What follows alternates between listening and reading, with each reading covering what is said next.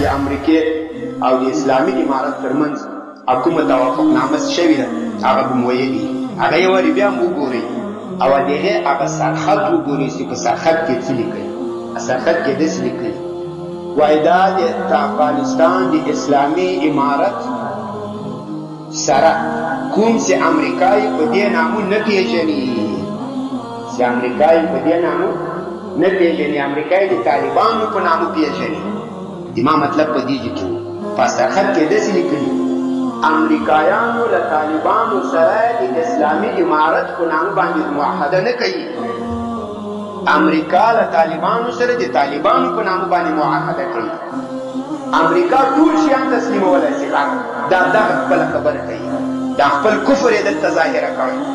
چې زه اسلام منم طالب مسلمان منم ملا مسلمان منم حاجی مسلمان منم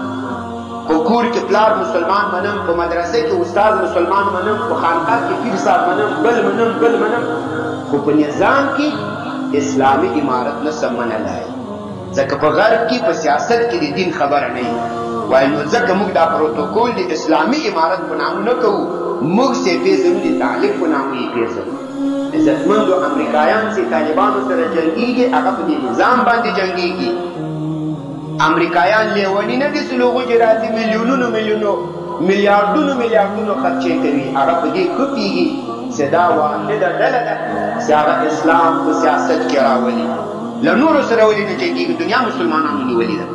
په نورو پېژني چې دې اصل اسلام له سیاست نه ایستلی ده دا صرف د جوماتو د مدرسې او د کور اسلام یې رانیولی دا موږ ته مشکل نه جوړوي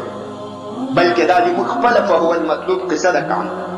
او دلته چې دی دا نوم نه د سره مني دا دونه خرچې کوي دا مصرفونه کوي دا دې په خاطر چې دا اصلا هغه کامل اسلام دی رانیولی چې هغه به له نظام نه او تر وړې خبرې په ټول ژوند کې به مسلط